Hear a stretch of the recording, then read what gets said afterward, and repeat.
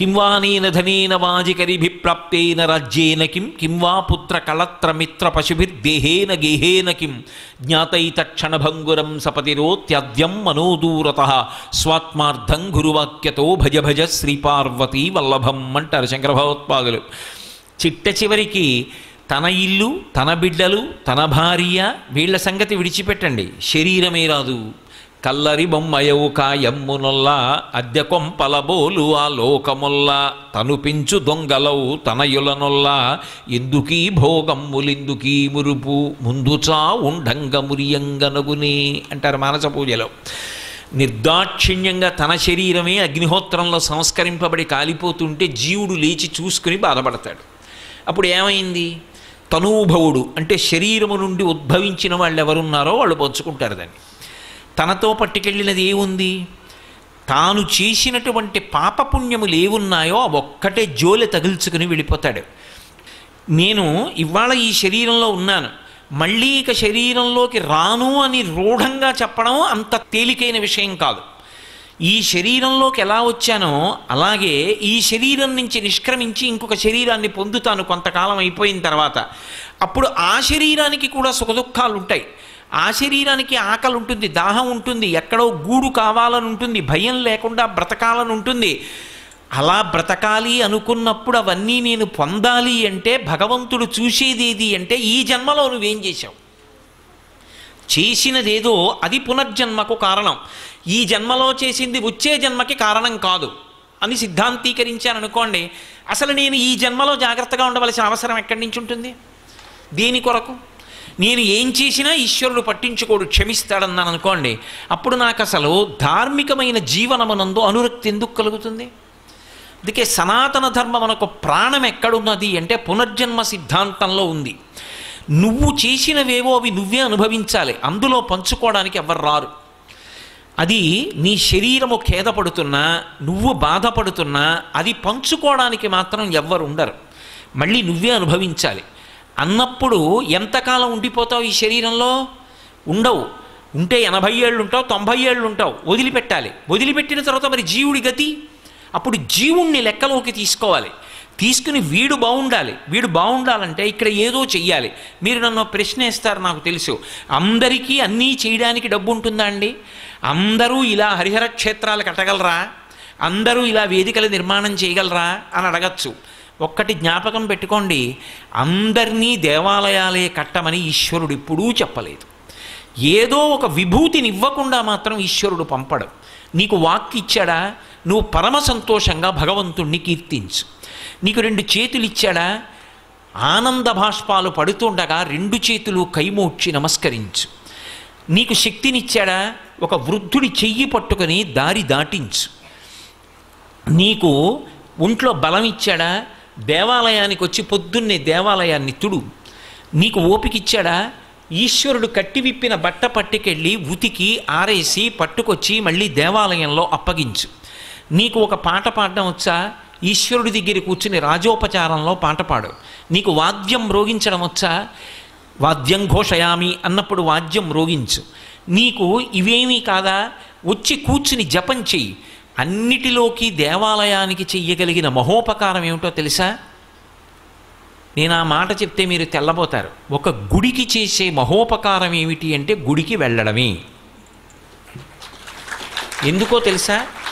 ఎంత పెద్ద గుడి కట్టనివ్వండి, ఎంత శోభస్కరంగా కట్టనివ్వండి, చుట్టుపక్కల ఉన్న వాళ్ళు ఎవ్వరికీ గుడి మీద శ్రద్ధ లేదు, ఎవరూ గుడిలోకి రారు. అప్పుడు ఆ గుడి ప్రయోజనం ఏమిటి? అది అత్యంత ప్రమాదకరమైన సంకేతం. భగవంతుడు కూడా ఆర్తో జిజ్ఞాసురర్థార్థీ జ్ఞానీచ భరతర్షభ అన్నాడు. ఆర్తి కలిగిన వాడు, కోరికున్నవాడు నన్ను ఆశ్రయిస్తాడన్నాడు. కోరిక అంటే అమెరికా అధ్యక్ష పదవి కావాలి అని నేను కోరితే మహాదోషం. నేను ఈ దేశానికి రాష్ట్రపతి అయిపోవాలనుకుంటే దోషం. నా భార్యా బిడ్డల్ని పోషించుకోవాలి అని నేను కోరుకుంటే అవసరం. నా కూతురికి ఒక ఆపదొచ్చి ఆ ఆపదొచ్చినటువంటి కూతురు ఆపద నుంచి గట్టెక్కి దాని ఆరోగ్యం బాగుండాలని నేను కోరుకున్నాను అనుకోండి. ఒకప్పుడు నా కూతురు నాలుక తెగిపోయింది. తెగిపోతే నేను నా కూతురు నాలుక అంటుకోదు అంటే అంటుకోవాలి అని ఎన్నో దేవాలయాలకి పాదయాత్రలు చేశాను. అది కోరిక కిందకి రాదు, అతి కోరిక కాదది, అది అవసరం. నా కడుపున పుట్టిన కూతురు బాగుండాలని నేను కోరుకోవాలి, అది అవసరం. అది ఏది అవసరమో అది కోరికే కాదు, ఏది అవసరము కాదో దాన్ని అపేక్షించడం కోరికే అవుతుంది. అప్పుడు అది ఇస్తే నువ్వు పాడవుతావా, ఇవ్వచ్చా ఇవ్వకూడదా అన్నది ఈశ్వరానుగ్రహాన్ని బట్టి ఉంటుంది. అందుకే వాంఛితార్థ ప్రదాయిని, ఇది నీకు ఇస్తే పాడవంటేనే అమ్మవారి ఇస్తుంది తప్ప ఇది అడిగాడు కదా అని ఇచ్చేస్తే వాడు పాడైపోతాడంటే అమ్మవారి ఇవ్వదు. పిల్లవాడు నా మనవడే కదా అని చిన్న పిల్లవాడు ఏడుస్తున్నాడు కదా అని పట్టుకెళ్ళి కత్తిరిస్తానా? ఇవ్వకూడదు. వాడు ఏడుస్తున్నాడు కదా అని కత్తిరిస్తే వేలు కత్తిరించుకుంటాడు వాడు. ఏమార్చి ఇవ్వకుండా ఉంటాను, ఏది అవసరమో అది ఇస్తాను. వాడు బువ్వ కావాలని ఏడుస్తున్నాడు అనుకోండి, ఎంత పనిలో ఉన్నా తీసుకొచ్చి వాడికి ఏదో ఒకటి పెడతాను. వాడికి అవసరమైంది తీర్చాలి, అవసరమైనది కోరిక కాదు, అవసరము కానిది కోరికకు వస్తుంది. వేదాంత శాస్త్రంలో మాటల వెనక ఉండేటటువంటి గాంభీర్యాన్ని తెలుసుకుని ఉండాలి. కాబట్టి మనకి కావలసినటువంటి ప్రాథమికమైన అవసరములు కూడా తీరలేదనుకోండి, తినడానికి అన్నం కావాలి, బట్ట కట్టాలి, ఉండడానికి ఒక ఆవాసం ఉండాలి. ఇవి ప్రాథమికమైనటువంటి అవసరాలు. ఇవి లేవనుకోండి, ఇది ఎవరికి లేవో వాడు కేవలముక వాడొక్కడే దుఃఖపడడం, వాడిని ఆశ్రయించి ఉన్న వాళ్ళందరూ దుఃఖపడతారు. వాడి భార్య, వాడి బిడ్డలు, వాడి బంధువులు, వాడి స్నేహితులు అందరూ బాధపడతారు. అయ్యో పాపం వాడికి అన్నం లేదురా, తినడానికి అన్నం లేదురా, మొహమాటస్తుడు, ఎన్నాళ్ళు మనం పెడతాం, అసలు తిన్నాడో తినలేదో, ఇవాళ భోజనం చేశాడో చేయలేదో, ఎంత బాధపడతారు.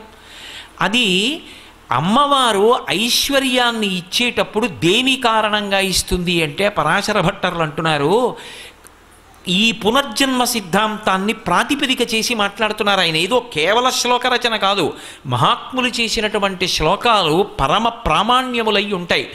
యద్రూభంగా ప్రమాణం స్థిరచర రచన తారతమ్యే మురారే. ఒకడు మహదైశ్వర్యవంతుడయ్యాడు, ఒకడు నిరుపేద అయ్యాడు. సృష్టిలో ఈ భేదం ఎందుకు రావాలి? అమ్మవారు పరమకారుణ్యమూర్తి కదా, అందరికీ సమానంగా ఇవ్వచ్చు కదా అంటే అది ఆవిడ దోషం కాదు. ఇవ్వడానికి ఆవిడెప్పుడూ సిద్ధమే, కానీ వీడికి ఇచ్చింది వీడెప్పుడూ 10 మంది కోసం ఉపయోగించింది లేదు. తనది తనకే మిగిలిపోవాలని కోరుకున్నాడు తప్ప, తాను ఏదైనా చేస్తే దానికి తనకు ప్రతిఫలం ఉండాలని కోరుకున్నాడు తప్ప నాకు ఏమీ అక్కర్లేదు, నేను ఇది ఈశ్వర ప్రీతి కొరకు చేస్తున్నాను. అందుకే పుణ్యము అన్న మాటకు అర్థం ఏమిటంటే నాకు ఇది కావాలి అని నిజానికి అడగడం. దేనికి చేస్తున్నావు? బ్రహ్మప్రీతం అని ధారబోసె భువనం ఆశ్చర్యము పొంద. పుణ్యము అన్న మాటకు అర్థం ఏమిటంటే నాకు ఇది కావాలి అని నిజానికి అడగడం. దేనికి చేస్తున్నావు? బ్రహ్మప్రీతం అని ధారబోసె భువనం ఆశ్చర్యము పొందగా. దీని చేత పరమేశ్వరుడు సంతోషిస్తున్నాడు. ఈశ్వరుడు నాకు ఇది ఇచ్చాడు. ఈశ్వరుడు అనుగ్రహించి పాత్రత కలిగినటువంటి ఒక వ్యక్తిని కూడా చూపించాడు. ఒక వ్యక్తి ఉన్నాడు, పరమభక్తుడు. ఆయనకు ఆ పూట అన్నం ఏ కారణం చేతనో లభించలేదు, ఆయన లేనివాడు కాడు, కానీ అటువంటి వాడికి అన్నం పెట్టే అదృష్టం నీకు వచ్చింది. ఇప్పుడు అన్నం పెట్టి నువ్వు గొప్ప కాదు, ఈశ్వరుడు అంతటి మహాభక్తున్నొకడిని ఒక పూట నీ ఇంటికి పంపించాడు ఏదో కారణం అడ్డుపెట్టి. ఇప్పుడు ఆయన అన్నం తిన్నాడు, ఆ అన్నం తిన్న కారణం చేత అక్షయ ఫలితాన్ని ఇస్తాడు, తనని నమ్ముకుని బ్రతుకుతున్నవాడు. అటువంటి వాడికి పట్టెడన్నం పెట్టేటటువంటి అవకాశం కల్పించాడు. ఇప్పుడు ఈ పుణ్యం ఒక్కదాన్ని అడ్డు పెడతాడు, అడ్డుపెట్టి కోట్ల జన్మలు కాపాడేస్తాడు. అన్నవస్త్రాలకి లోటు ఇవ్వడు. అందుకే తిథులలో కూడా అన్ని వేళలా అందరికీ అవకాశం ఉండొచ్చు ఉండకపోవచ్చని ఒక్కొక్క తిథిని నిర్ణయిస్తారు. అక్షయ తృతీయ అని మనకు ఒక తిథి వస్తూ ఉంటుంది. అక్షయ తృతీయ నాడు జలకుంభం అంటే కుండలో నీళ్లు పోసి యాలుక గుండ వేసి అది పట్టుకెళ్ళి దానం చేస్తారు. ఎవరైనా చల్లటి నీళ్లు తాగి తృప్తి పొందాడనుకోండి, ఆ తరువాతి కాలంలో వాడు ఏ శరీరంలో ఉండనివ్వండి నీటికి బాధ రాదు. అలక్ష్మి పట్టుకోదు. జ్యేష్ఠాదేవి అంటారు, లక్ష్మీదేవి కన్నా ముందు పుట్టింది ఆవిడ పట్టుకుందనుకోండి దుఃఖం అనుభవిస్తాడు. ఆ దుఃఖం అనుభవించవలసిన కారణం తొలగిపోతుంది. అందుకే ఒకడు మహదైశ్వర్యవంతుడయ్యాడు, ఒకడు అవలేకపోయాడు అంటే దేన్ని ప్రాతిపదిక చేస్తుంది ఆవిడ అంటే గత శరీరంలో వాడు ఏం చేశాడన్నదాన్ని ప్రమాణంగా తీసుకుంటుంది. యద్భ్రూభంగా ప్రమాణం స్థిరచర రచన తారతమ్యే మురారే వేదాంతా తత్వచింతాం మురభిదురసి యత్ పాదచిహ్నై తరంతి భోగోపోద్ఘాతకైళీచులిఖిత భగవత్వైశ్వరూప్యానుభావ సనశ్రీ అస్పృణీతాం అమృతలహరి ధీలంఘనీయై అపాంగై. అమ్మా, నీ ఆ కడగంటి చూపు ఉన్నదే, ఆ చూపు కోసం సమస్త లోకములలో ఉన్నటువంటి జీవులు నీ వంక తిరిగి నమస్కారం చేసి చూస్తూ ఉంటారు. అందుకే ఇందిరా లోకమాత అని అమరకోశం లక్ష్మీదేవిని ఉద్దేశించి కేవలము తన కనుబొమ కదలిక చేత అంతటి ఐశ్వర్యాన్ని ఇవ్వగలిగినటువంటి తల్లి. అటువంటి తల్లి అనుగ్రహం కలగలేదనుకోండి, జీవితంలో బాధపడడంతో సరిపోదు, అది నిందకు కారణమవుతుంది. నేను అన్న మాట మీరు జాగ్రత్తగా పట్టుకోవాలి. లక్ష్మీ కటాక్షం అంటే కేవలం డబ్బు వచ్చి పడిపోవడం ఒక్కటే అని అనుకోకూడదు. లక్ష్మీ కటాక్షమునందు అంతర్లీనంగా ప్రతిపాదింపబడిన విషయం, ఏ కాలమునందు ఏది కలగాలో దేశకాలముల యందు అది కలగకపోతే ఆ వ్యక్తి నిందకి పాత్రుడవుతాడు. తల్లిదండ్రులు కష్టపడి పిల్లవాడిని పెంచి పెద్ద చేసి విద్యాభ్యాసం చేయించారు. వాడు అక్కడికి రాలేదు, వాడు ఒక్క 4 రూపాయలు సంపాదించలేదు. వాడు ఎంత చదువుకోనివ్వండి, ఒక్క రూపాయి కాసు సంపాదించకుండా తిరుగుతున్నాడు అనుకోండి, అమ్మ తిట్టదు. అమ్మ తిట్టినా తాటాకు మంట. అమ్మకి కోపం ఉండదు అసలు. అమ్మ నోటి వెంట ఎప్పుడైనా ఒక నిందావాక్యం వచ్చింది అంటే ఆశీపురస్సరంగా వస్తుంది తప్ప అసలు అమ్మ బిడ్డడు పాడవ్వాలని తిట్టడం అన్న మాట లోకంలో ఉండదు.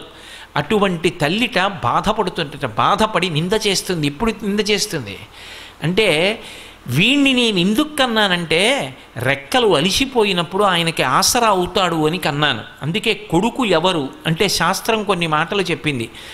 ఏ కొడుకు తండ్రి ఒక చూరు కింద ఉన్నప్పుడు కొడుకుతో కలిసి ఉన్నప్పుడు ఆ కొడుకు తిరుగుతుంటే తండ్రి ఆనందపడిపోతాడో, ఆ చూపు చాలు వాడు తిరుగుతున్నాడు అని ఆనందపడిపోవాలి.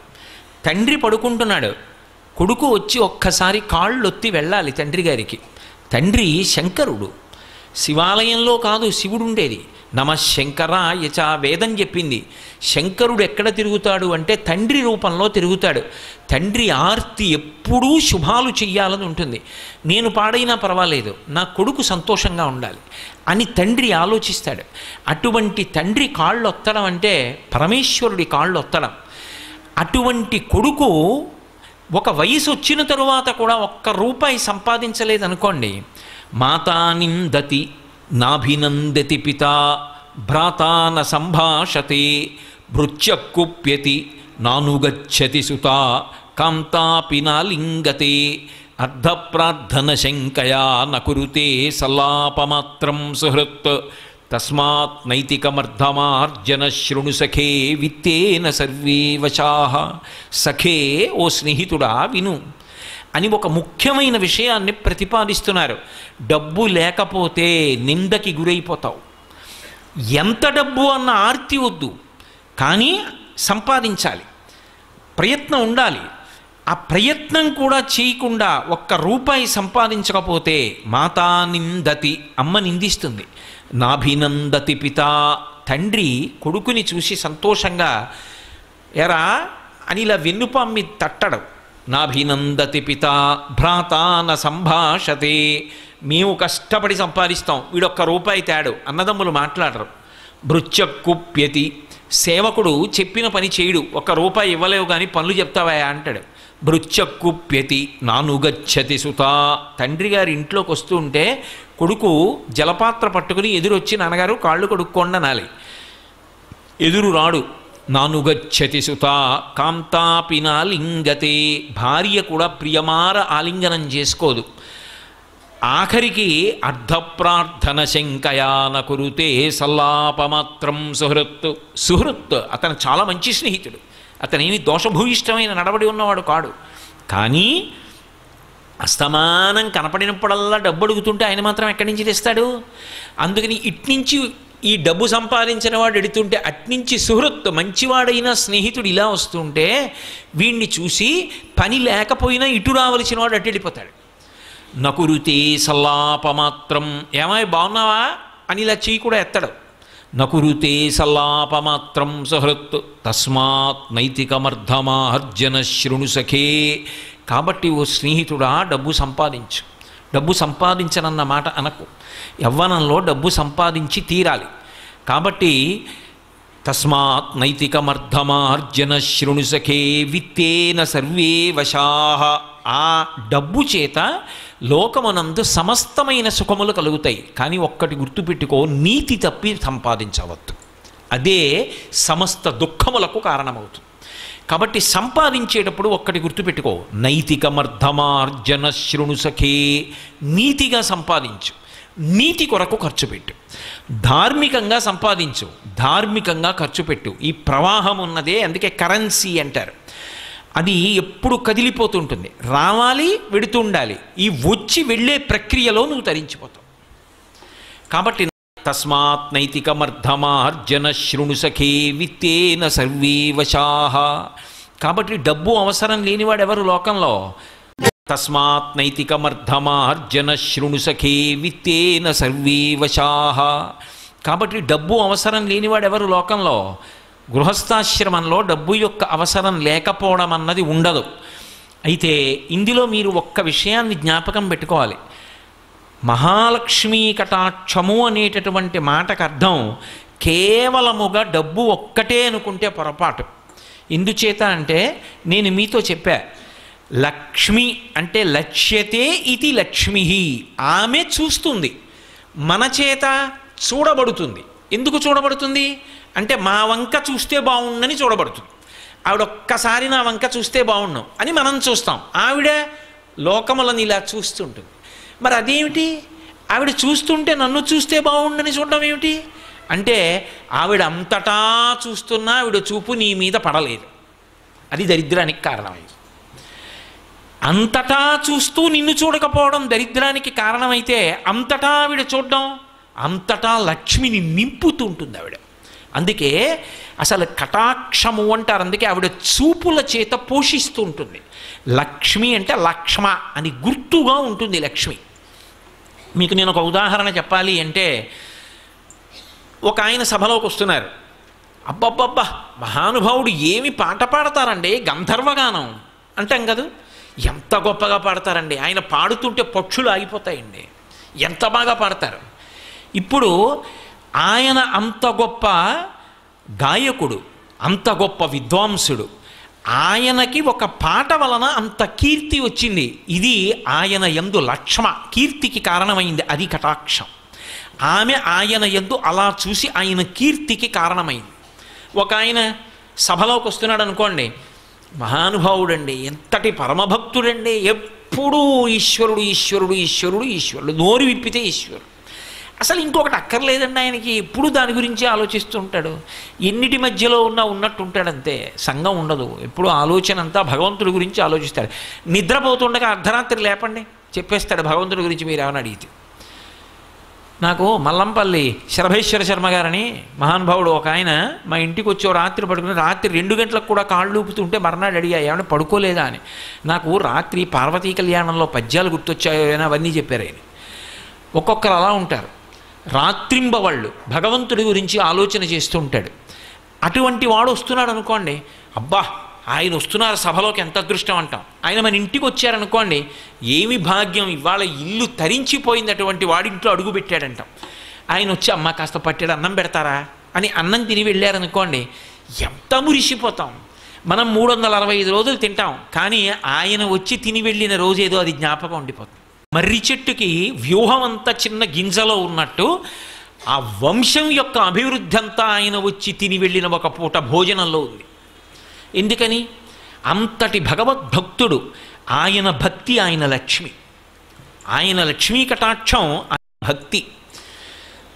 ఈ భూమి ఉందనుకోండి, ఈ భూమికి లక్ష్మి ఓర్పు. ఈ భూమికి ఓర్పు లేదనుకోండి, మనందరం చెయ్యకూడదు ఎన్నో చేస్తూ ఉంటాం, అయినా భరిస్తోంది ఆ తల్లి. ఆ భరించగలగడం భూమికి లక్ష్మి. ఒక్కొక్క దాని యందు ఒక్కొక్క తేజస్సు. అగ్ని ఉందనుకోండి, పచనం చేయడం, కాల్చడం దాని లక్ష్మి.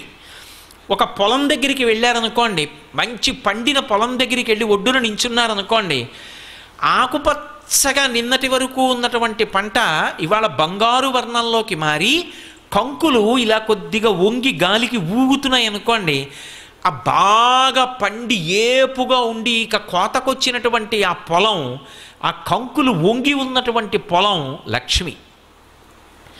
ఓ చెట్టు బోలెడన్ని కాయలు కాసి కనపడింది అనుకోండి. ఒక వసంత ఋతువులో ఒక మామిడి చెట్టు దగ్గరికి వెళ్ళారు. ఎన్ని కాయలో చెట్టుకి ఎటు చూసినా కాయలే. అబ్బా ఇన్ని కాయలో అన్నాం. అన్ని కాయలతో ఉన్న చెట్టు లక్ష్మి. ఒక ఆవిడికి పెళ్ళై 10 ఏళ్ళు అయింది. 4 పిల్లలు. అమ్మా అమ్మా అమ్మా అంటూ 4 పిల్లలతో వస్తోంది. లక్ష్మి ఆమె పూర్ణత్వాన్ని పొందింది. ఆవిడ అనుగ్రహం ఉంది. ఆవిడ అనుగ్రహం ఉంది కాబట్టి పక్కన పిల్లలు ఉన్నారు. అందుకే పిల్లలతో తల్లి వస్తోంది అనుకోండి, అది గొప్ప శకునం. ఆ కటాక్షం కలగలేదనుకోండి, ఎంత ఐశ్వర్యం ఉన్నా పక్కకెళ్ళి కళ్ళొత్తుకునే వాళ్ళు లోకంలో ఎంతమంది ఉన్నారు. అందుకే ఎక్కడ ఎవరికి ఏది కావాలో అది ఆ సమయంలో దేశకాలాదుల్ని బట్టి అనుగ్రహించబడితే అది లక్ష్మి. అందుకే భర్తృహరి ఒక మాట అంటాడు, ఆపదలందు ధైర్యగుణమంచిత సంపదలందు దాల్మియున్ భూపసభాంతరాళమున పుష్కళ వాక్యతురత్వ మాజి మహాపటు శక్తియున్ యశమునందనురక్తియు ప్రకృతి సిద్ధగుణంబులు సజ్జనాళికిన్ అంటాడు. ఓ ఆపద వచ్చిందనుకోండి, జీవితం అంతా ఎప్పుడూ పువ్వుల పాన్ప అలా ఉండదు. నువ్వు తప్పు చేయకపోవచ్చు, అయినా ఆపద వస్తుంది. మన ప్రమేయం లేకుండా వస్తుంది కాబట్టే దానిని ఆపద అంటారు. ఆ ఆపద వచ్చినప్పుడు తాళి తట్టుకుని నిలబడగలగాలి. అలా తట్టుకోలేక నేలబడిపోయాడు అనుకోండి, మృత్పిండం అంటారు. మట్టి ముద్ద కింద పడిపోతే నేల కట్టుకుపోతుంది. అది బంతి అనుకోండి, కింద పడితే పైకి లేస్తుంది. కింద పడిపోకుండా పైకి లేవాలి అంటే ఉత్సాహం ఉండాలి. ఇవాళ ఈ కష్టం వచ్చింది, ఎదుర్కొంటాను, వ్యూహం రచన చేస్తాను, దీన్ని దాటి ముందుకు వెళ్ళిపోతాను తప్ప ఇక్కడ నేను ఆగిపోని, ఇలా నా ప్రస్థానం ఆగకూడదు, నేను ముందుకు వెళ్ళిపోవలసిందే అంతే అనుకున్నవాడెవడో వాడు శ్రీమాన్, వాడు